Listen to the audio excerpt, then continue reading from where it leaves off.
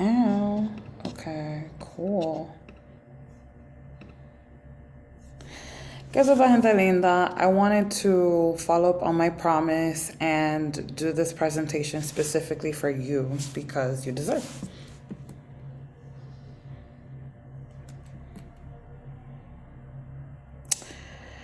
Defining reggaeton, parallels of perreo modems of resistance, Latinidad, reggaeton versus reggaeton, and what's next.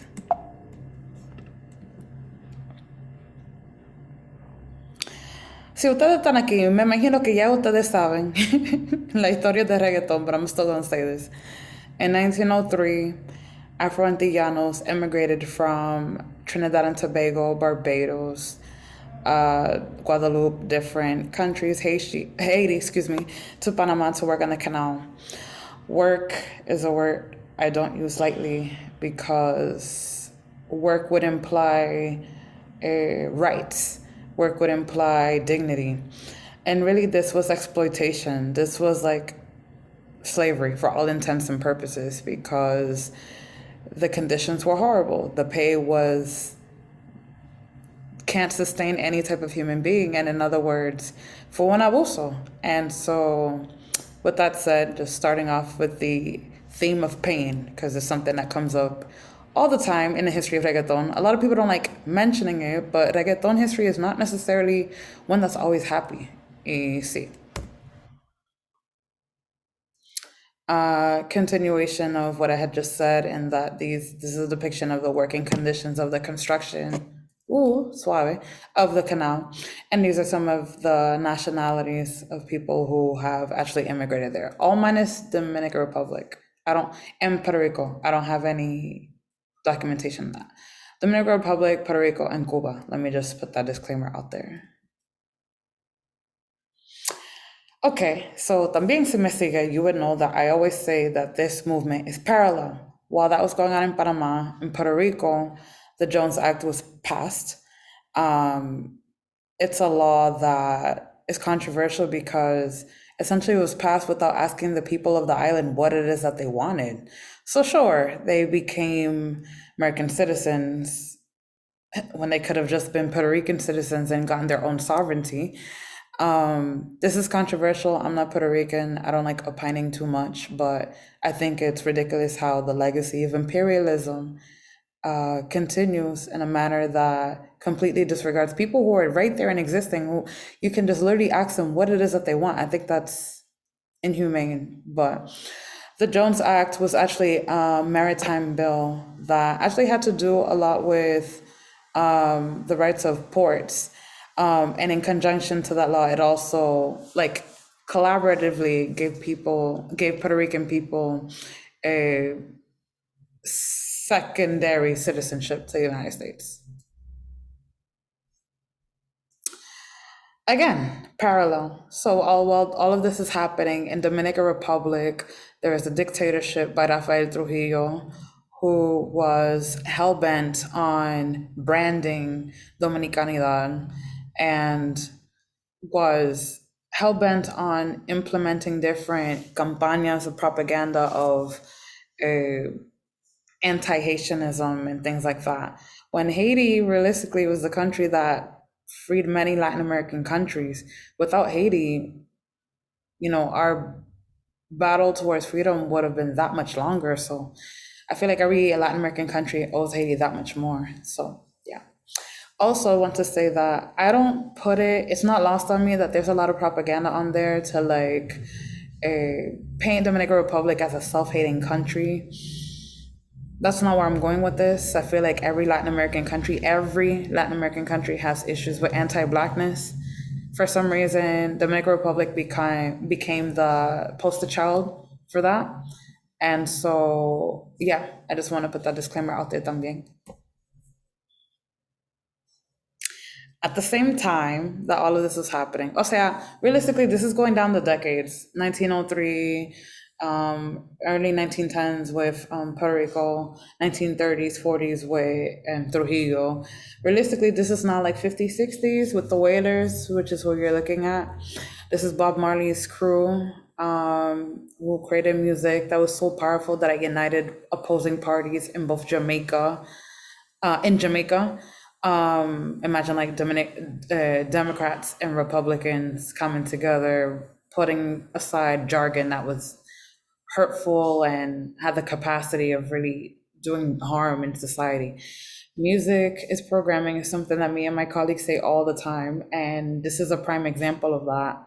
And it's what gives birth to what comes next. Hip hop. Jamaicans were present during the creation of hip hop. DJ Kool Herc, the father, El Papa, Jamaican. Of course, the Nuyorican contributions, as well as Afro-Antillano. Gotta give my people their flowers también. Hip hop, of course, was born out of the civil rights movement as a medium of resistance. Rosa Parks not wanting to get up from that seat was a catalyst to many acts, including people trying to look for different ways to spread a message. And hip hop was a continuation of that legacy. So, gotta give it to that.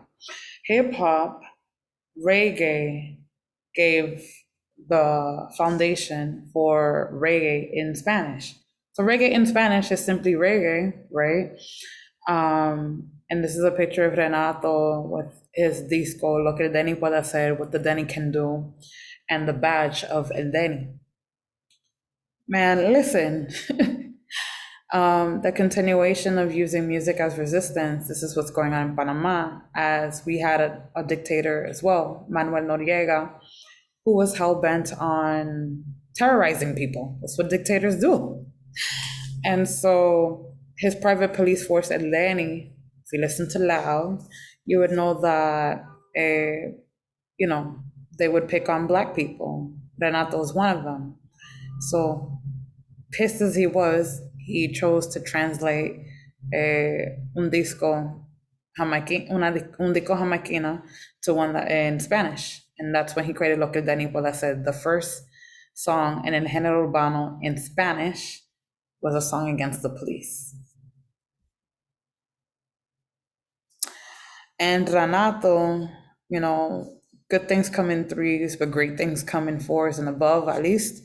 So Cuatro Potencias was his crew. El General, Reggae Sam, bottom left, and Gabi Amenaito, bottom right.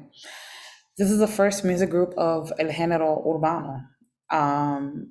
These artists would pretty much throw parties all throughout at the throw parties all throughout at the Panama, the capital, improvising on the mic.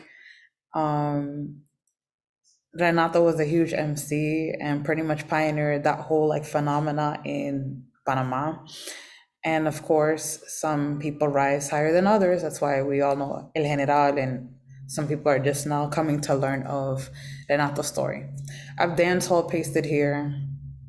Actually, let me pause because I'm in my Patreon and I feel comfortable. So one thing that's been going through my mind lately, side note, is how I'm bringing Perreo 101 for all of this history, where it's like the nerd in me is like, is this actual Perreo 101? Isn't this Reggaeton 101? But all reggaeton has perreo, right? I think that it's okay to say that perreo like was pioneered by Puerto Ricans, because it has been. So looking back at a flyer like this, I actually feel conflicted because I'm like, shouldn't this say reggaeton 101? But look, listen, I'm not gonna keep branding everything individually. And I do think that while I explain it, as long as I explain it, people should catch the gist of what I'm saying, where I'm going, and the essences and the people who deserve the flower for these essences. So disclaimer, Perreo I associate with Puerto Ricans. There's nothing about these four men, o sea, menos. O sea, this is also where the other confliction, the other side of it too. I feel like Panamanians don't get credit for reggaeton, and they don't get credit for creating music that was danceable, right? I think that due to a lot of xenophobic attitudes, there's a lot of things that are said that are like Panamanians didn't make reggaeton, and part of that is because of sonically the manner of which it was so like dance hall driven, right? Well, sweetie pies, there's no music, there's no reggaeton music without dance hall. I think what's not being said, or say what's being said behind that is that reggaeton, sang by people like this, with their Spanish not being so Latino, it can't be processed in that manner, in that they don't see any difference between what Jamaicans are doing versus these Panamanian Jamaicans, because people can't comprehend the idea of subcultures. To call these people Panamanians simply is incorrect. They're Panamanian Jamaicans. They're Panamanian Afro-diasporic. So like this duality that they have is natural and essentially is what is at the basis of this music. So Gaby el menaito, que es menear, que es menea. It's moving la cintura, right? So that's the other part of me that gets conflicted, because it's like, Panamanians were making people move. Isn't that the point? Like, sure, it started with el de, lo que el Dani puede hacer, and then it turned into like the women, right? Celebrating the women with Chica de los Café, that song. And then it continues into more dance hall type music, because Chica de los Café is reggae. Dance hall is faster and like has more specific movements. A lot of them sexual, like toasting. So toasting is like perreando, basically. O sea, a precursor to that, in this musical context, not historically, but in this like phenomena, right? So with that said, it's like, you're trying to tell me Panamanians weren't perreando? The thing is, the way that we brand ourselves, we don't care about a lot of things. Paint you a picture. I'm in Dominican Republic right now. I laugh because whenever someone tries to present me with a dish, I'm like, we eat this too. Dominicans say sancocho. We say sopa de lo que es, sopa de pescado, sopa. Dominicans say mango. We say puré de plátano. Dominicans say asopao. We say arroz con pollo. Like, we are not the best at branding ourselves. So it's like that, I feel, contributes into a lot of these disconnects that happen, especially when people are trying to understand this music and this culture. And it's very frustrating, because it's like, then I look like a crazy person who's trying to like connect things that don't go together. But it's like, really, when you sit down and think about it, this is what it is. We just didn't stress certain things like other groups did. Puerto Ricans stress perreo, therefore they are the kings of perreo. I feel like that's fair. La atrevida, mi compatriota, I love her. What can I say? La primera dama del movimiento urbano latina, eh, half Panamanian, half Bayesian, couldn't compete with the fellas. Went on tour with El General, held her own, talking about what it meant to like respect a black woman. You want all of this? Págame, right? I thought that that was badass. And for those of you who are listening, like, what's the difference between that and prostitution? Listen, se llama no ser una pendeja. Why would you give without receiving anything? O sea, I understand that for the romantics, you may want to give something without getting anything, because that's what love is. If that's your definition, that's fine. But for Black women, we're in a world where everybody's conditioned to take and take and take and demand from us.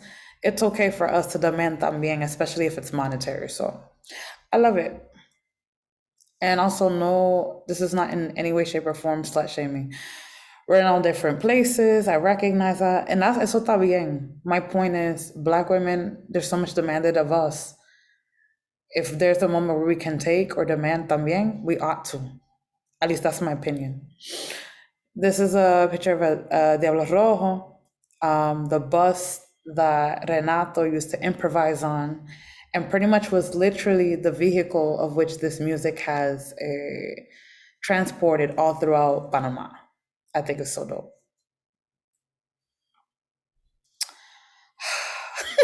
Latinidad me cansa, mi gente.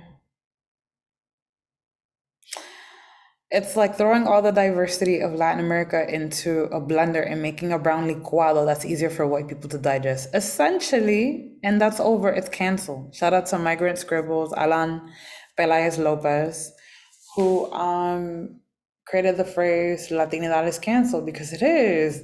Latinidad functions in a manner that celebrates whiteness. It is synonymous with white supremacy despite the fact that there are 150 million Black people in all of Latin America.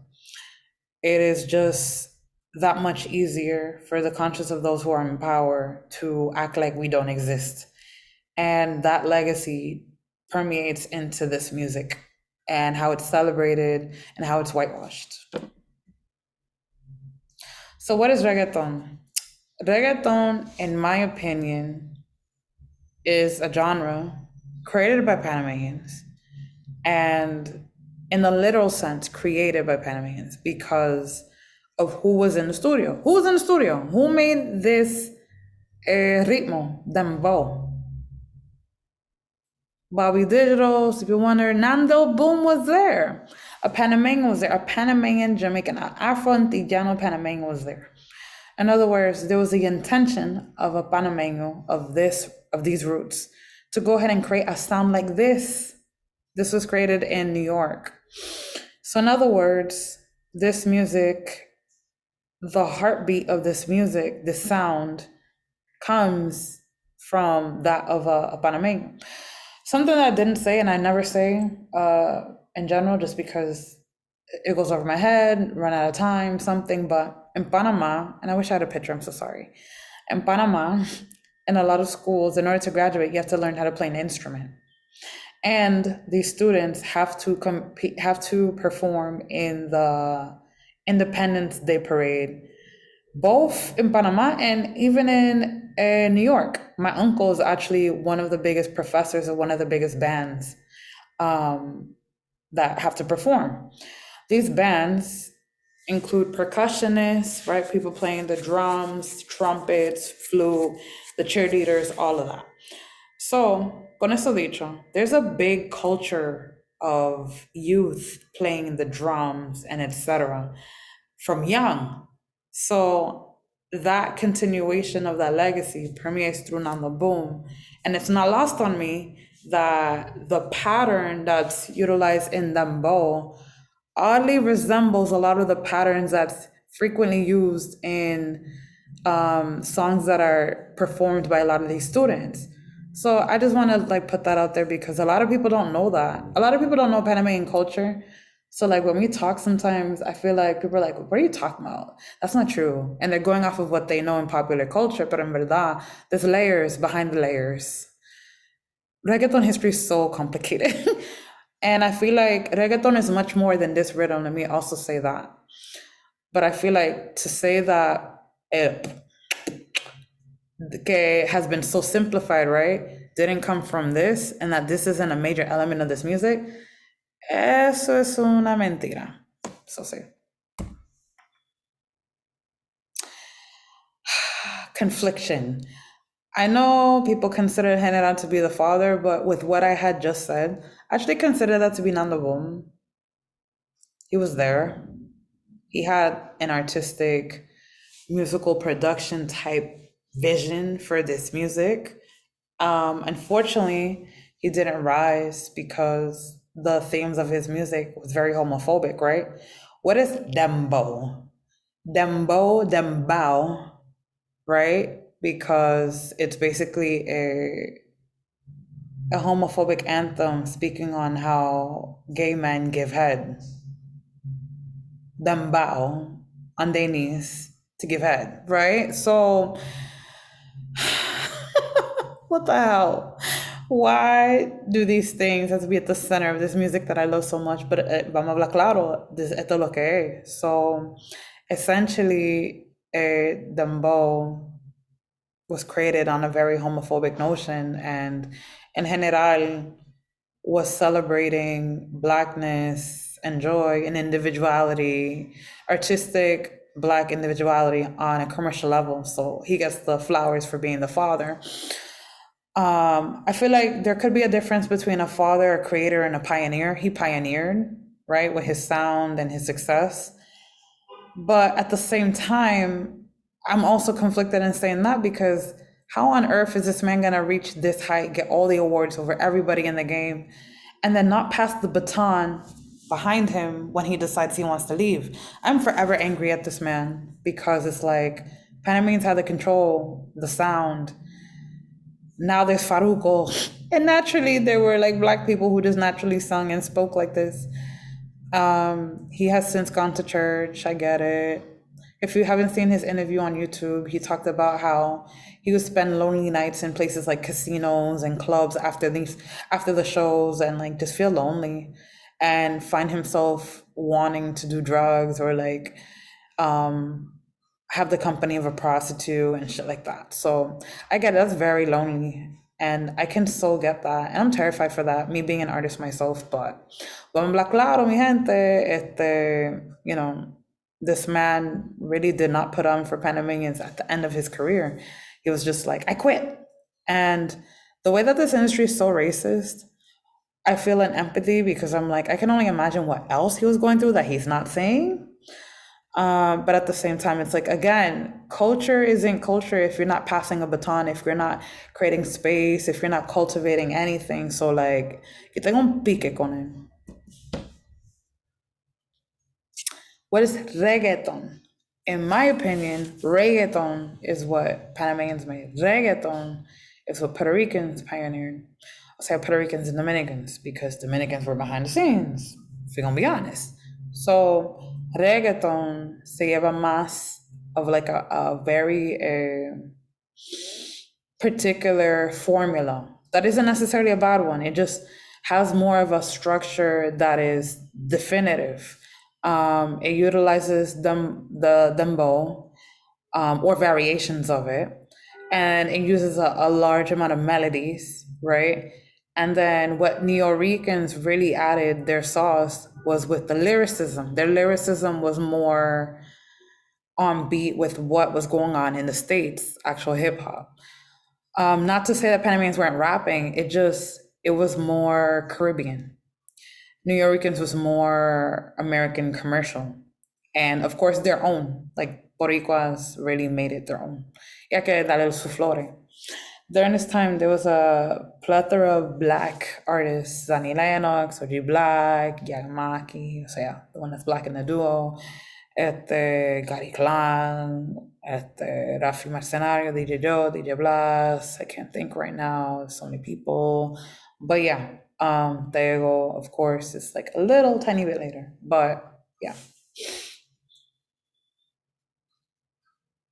I just wanted to reiterate once again, parallel movement. While different things are happening in different places, they're all feeding into each other.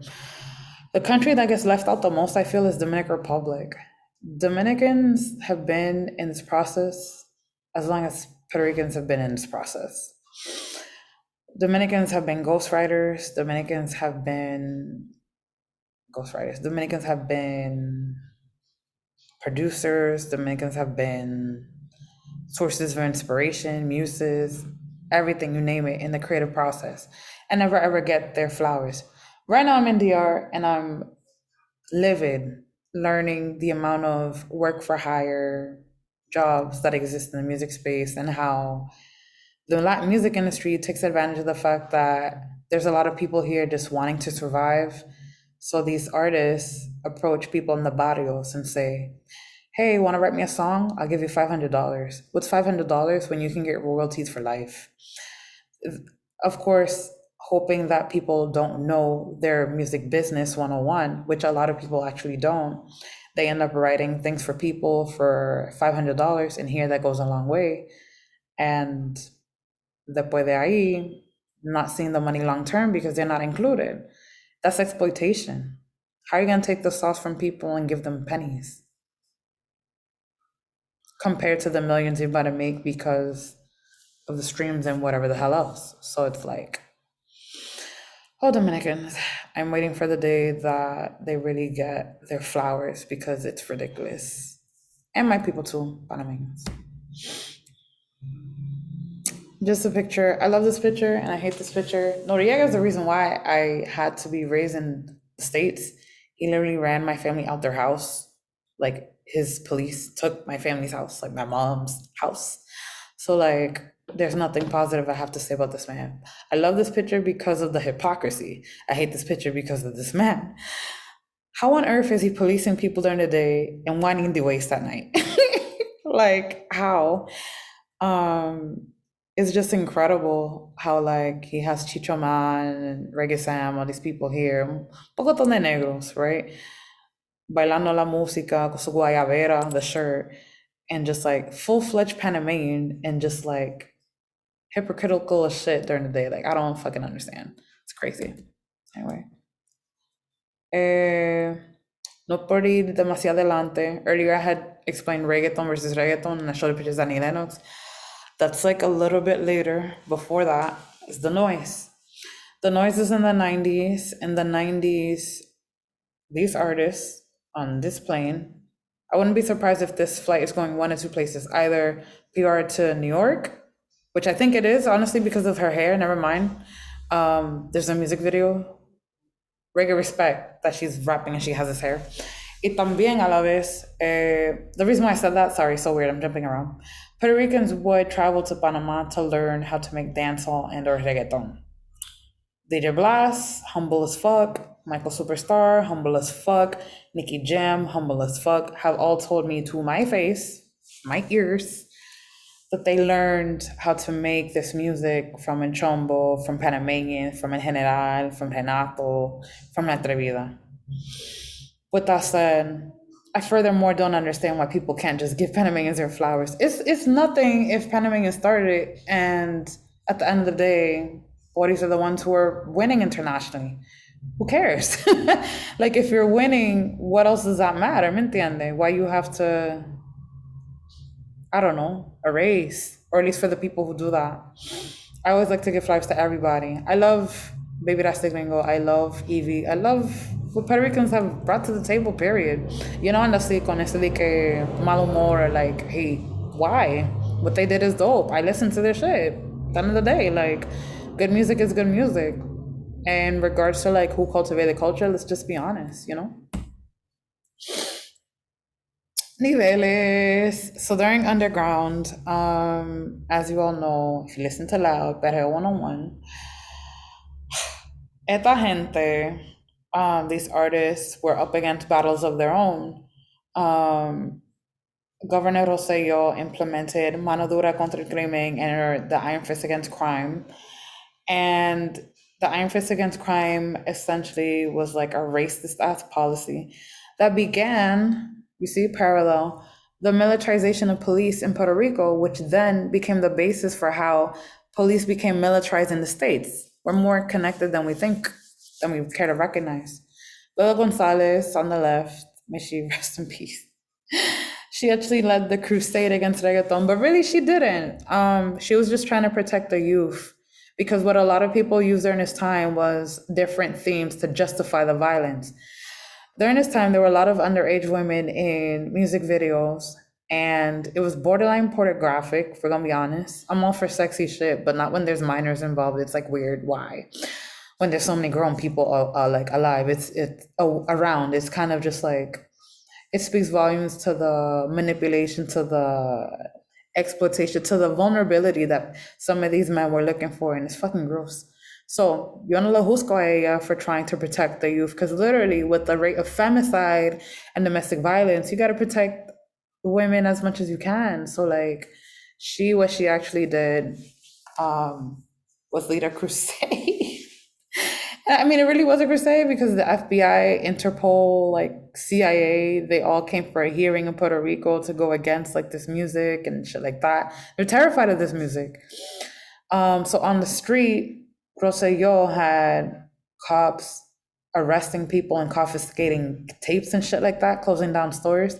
And then in the Senate, you had Velda going against so there were two different things going on, and like both powerful, and both don't necessarily have to do with the other, but the propaganda and the rhetoric was used to benefit each other. And maybe that's not even her fault. Maybe it is. I don't know. not to like take away blame or whatever accountability, but let's also think about how the media may be reporting this, because Latin America is very conservative. It's not lost on me that quizá los redes, o sea, not quizá, los redes weren't exactly thrilled that all the sexual music was like becoming the staple phenomena in Puerto Rico. And at the same time, the people were finding themselves liberated with this music. So a lot going on, just have to exemplify that.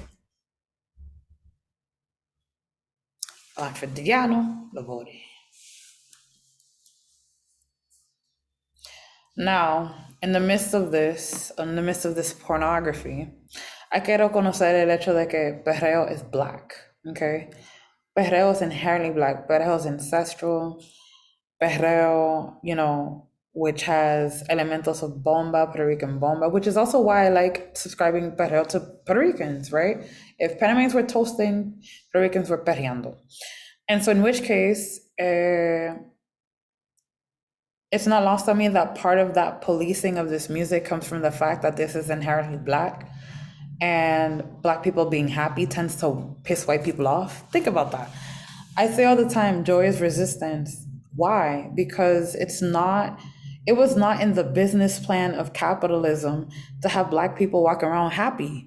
It was in the business plan for us to be walking around exploited at the mercy of ridiculous jobs so that we could stay down. So literally choosing to be happy is like a fucking form of like reclamando tiempo, and that's resistance. So I'm all for perreo. I love perreo. Y sí. And in perreo, there are essences: maleanteo, which is like street; bellaqueo, which is sexual; and sandunguero, which I would say is like more black. I've been like dissecting sandunguero the most because very specific artists bregan con el sandunguero, Tego Calderón, Blambejas, because it's like a sexual but still inherently black aspect to it. Song that comes to mind in regards to that is like Tego and Blambe's Zapatito Roto.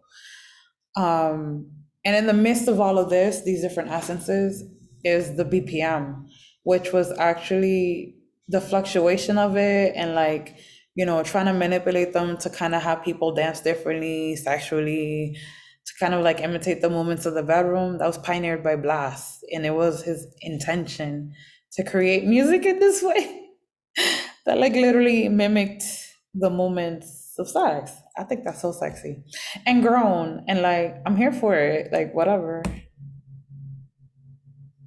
Some of my favorite sexual albums. And I also want to give a shout out to Lona on the bottom right, because Panamanians, we kind of play the commercial game, lovey-dovey. Then this time there's like romantic style, which was like La Factoria, right? Eddie Lover, Denfra, etc. And Lorna was pretty much an outlier. She said, no, lo que están cantando es sexual, yo también puedo. And she made Papi Chulo, and that shit was a hit. It like charted in all of Europe, Switzerland, Poland. They love Papi Chulo. It's like a freaking hit over there. So I just want to give her flowers because she saw the vision, and it's like kudos to her for owning her sexual prowess in Panama during a time where people were like, perdóname. It's like funny, like what? Going forward into how this sexualization manifests, Zaira, mi comadre, one of my besties, la amo, tweeted this: the men haven't gotten around to confronting how they consume so much porn, patronize strip clubs all the time, yet completely dehumanize women involved. How exploitative and violent you are for joyfully consuming the women, excuse me, you want to treat like dirt, with no gratitude for the joy they brought you.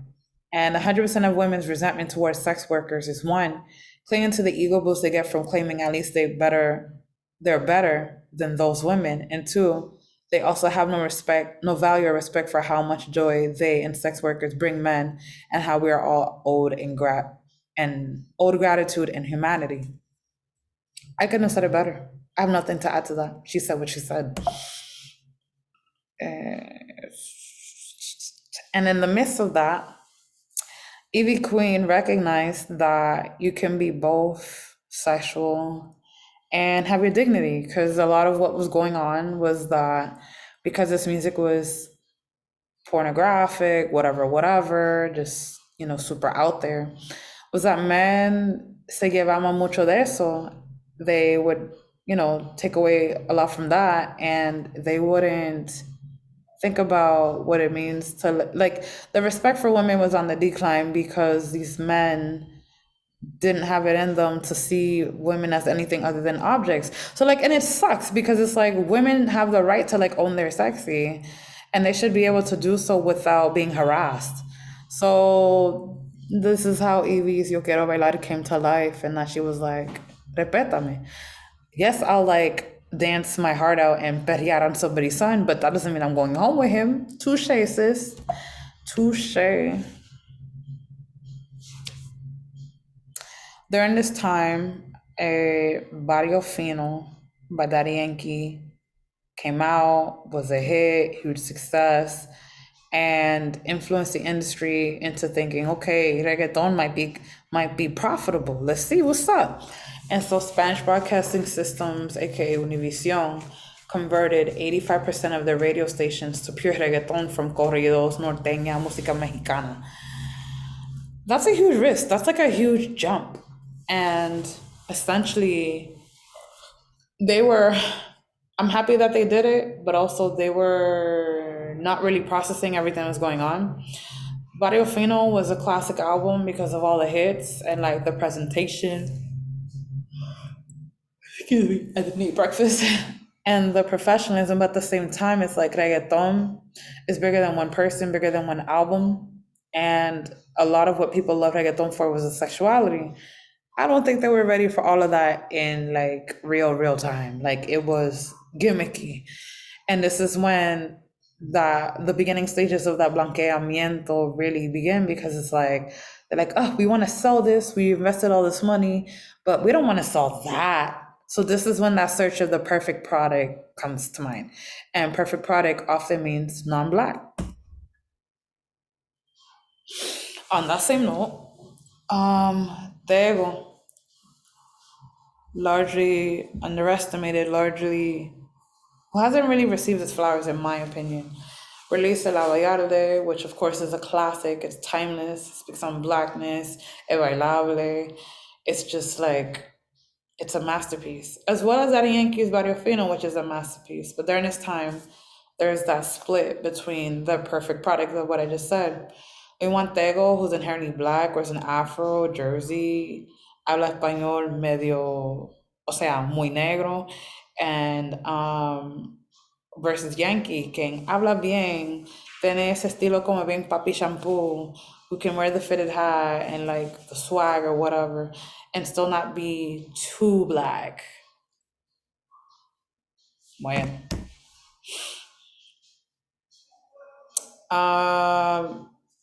I'm gonna skip the slide. So going forward, as the men were trying to figure out who's king, and it's Tego, argue with your moms. Las mujeres, I just want to give a shout out to the mujeres that were existing during this time. La Sista, who worked a lot with Zanny Lennox under Baby Records. Glory Glow, who worked a lot with Don Omar, with MVP. Jenny La Sexy Voz, who damn well moaned on all our favorite songs, as well as Glory también. Orquídea Negra of LDA with the black dress. She was in the only girl guy duo ever in the history of reggaeton. And Lisa M, who, for all intents and purposes, was the first Puerto Rican artist in la música urbana. So it was first Vico, then her, and of women, then it came Evie. So yeah. I've been mentioning the perfect product, and I just want to go into like how this manifests into creating the archetype of what el reggaetonero looks like or sounds like, as well as la reggaetonera, because this is the thing. I understand that reggaeton gets a lot of flack for like pornography, la la la, but at the same time, women, it's a two-way street. One end, women are being objectified. On the other end, women are like, objectify me. I don't know if this makes me a basic bitch or not, but I'm one of those women. Like, there are moments where I'm just like, yep, I am just a hoe. I'm sorry. But at the same time, it's like, owning my sexuality shouldn't be, I shouldn't have to hide that. I shouldn't have to, like, but that's how society works. And that it's like, oh my God, women like sex. Yes, but to procreate. Oh, God forbid it's for pleasure. God forbid it's for us. Forbid it's just because.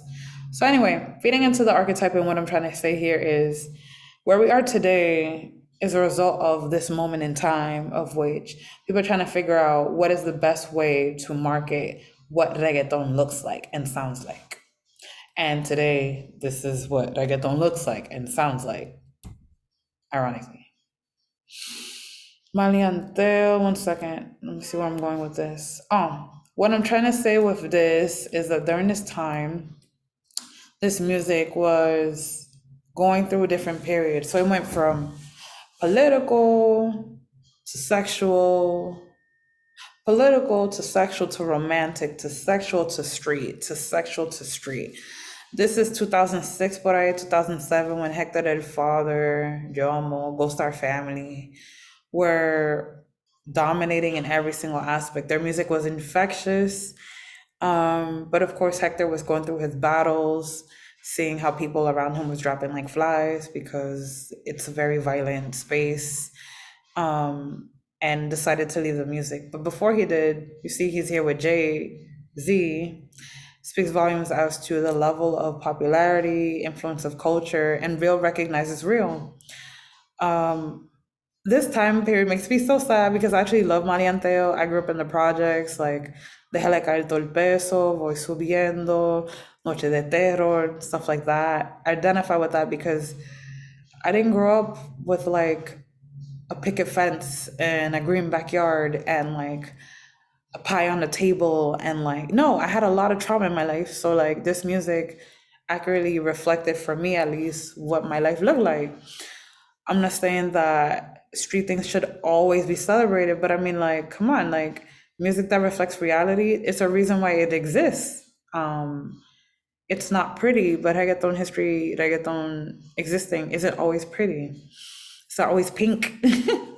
Sometimes it's black, sometimes it's bloody. With that said, on the note of violence, during this time, there was a lot of a what can I say? There was a lot of violence on La Isla of Puerto Rico, surrounding Los Terroristas, aka the terrorists, aka Hector el Father's group. It pretty much found them wherever they were. So that's also not to be taken lightly, and that lives were literally lost on me. I had said that reggaeton keeps trying to manifest itself in different ways. I love this time because this is Divani on the left, who is either Looney or Toons' sister, I forget which one. And she's Puerto Rican, but she married someone from Bangladesh or India. And so she adopted their culture as her own, as is common with people who have those type of relationships. And so she learned how to sing Hindi, and this is when you hear Daddy Yankee's Mírame, right? Divani has a repertoire. She sings beautifully. And my point is, this is when reggaeton starts saying, "What else can we do?" And I thought that was exciting. Not only Mírame by Daddy Yankee, but Flow Natural with Beanie Man and Tito el Bambino and Divani. And then also, one of my favorite eras of this music, Perreo Galáctico. A term that I created, pa que sepa, but Perreo Galáctico is essentially um, this time period between 2007 and 2011 where like reggaeton was like fused again with house, with EDM, was picked up the pace, but like in a way that was very like melodic and like I don't know how to like explain it other than it sounded galactical, it sounded intergalactic. Like you can literally hear like the stars. I don't know. I wish I had a better description. This is literally what I feel. I'm losing energy because I haven't eaten. I'm trying to like, I'm pushing through. During this time is also when los discos, the sales because streaming became a thing, because LimeWire gave free access to music. It fucked up the market, right? I know this is a dark moment in time in the music history, but also I was living during this time. This began like 2005, palante. Realistically, I remember being fifth, sixth, seventh grade, 2005, 2006, 2007, ironically, going home, downloading Aries, downloading LimeWire, and it'd be like paleta, palmundo, Wisin y Yandel, mp3, floja.net. I loved it. This is when a lot of those websites, floja.net, Con Clase, Alofoque, the beginning of Reggaeton actually were like becoming a source for this music. So I went from 2007 to 2011.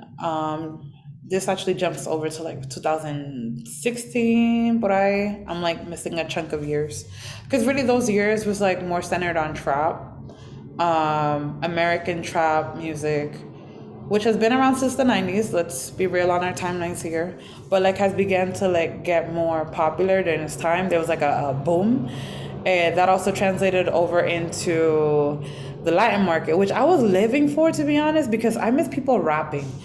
After Perreo Galáctico, there was like a period where people were just doing too much pop, and I was like, what are we doing? And I feel like Latin trap like demanded a certain skill set. So like I was living during this time. I was living during early Bad Bunny. I was. I just want to give a shout out to Jenny, who has pioneered Dembo history, the cultivation and curation and documentation of Dominican Dembo history, because it directly influences reggaeton culturally, sonically, la jerga, el swagger. Like, hay que darle. Check out her column Si tú quieres dembow from Remezcla. So where are we now? We're now in a place where people want to be deep without people want to be deep within limits. So Bad Bunny, of course, I have several. I love this man, I do, but I have several bones to pick with him because it's like, how do you adopt queerness as an issue that you can speak out on, but not blackness? Everything under the book has to do with masculinity, femininity, este, like everything, literally everything. And then it comes to black issues, we all can't breathe, sir. These are words that he said for the New York Times or Time magazine, I forget which one, in response to his lack of silence of George Floyd's Black Lives Matter moment in time in 2020. You see, I love this man, but I'm also very like, I have more faith. I don't know. Maybe that's my problem. But there is hope because baddies like Ana Macho, Viantillano, other queer people are speaking up for themselves. I hope that they get the visibility that they deserve because we don't need someone to speak for us. We can speak for ourselves, que sea negra, queer. No hay por qué, like, I don't know. I don't understand why that song wasn't created with Viana. That could have been like a huge moment. I don't know. Things come full circle with Panamanians with the success of Sitch. I hope that he's not an anomaly. Like, I really hope that more dark skinned black Panamanians make it to the forefront. I don't know what's the industry's take, but also this man is undoubtedly super talented. So, like, he's, of course, thriving off of his own merit and regard and talent. He's so cute. Easy. I just hope to see more more Setches, and like more opportunities for Panamanians. It's been literally 30 years coming. That's fucking nuts. And more black women. ¿Dónde están las negras en reggaeton? Not, not even reggaeton. Like Nati Natasha, Karol G, this Spaniard, enter that Spaniard, enter that Spaniard, enter that Spaniard. ¿Dónde está la mujer negra?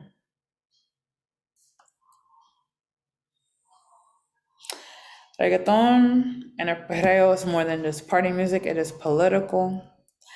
Shout outs to all of these different people, sources, work, I would add to this Wayne Marshall, who has studied reggaeton extensively and who has been a source of my education también. Sarah Bruno, también of University of Wisconsin. Dr. Sarah Bruno, excuse me. Y Petra Rivera Ridu, Raquel Cepeda, badasses who have pioneered the education behind this music. Check out Loud and check out Perreo 101. Gracias, mi gente. I would love to do more of these things. Let me know on Patreon what else you would like to see. Estoy a su orden. Love you. Thank you. I hope you like this. Let me know what you think in the comments, please. Los amo. Ciao.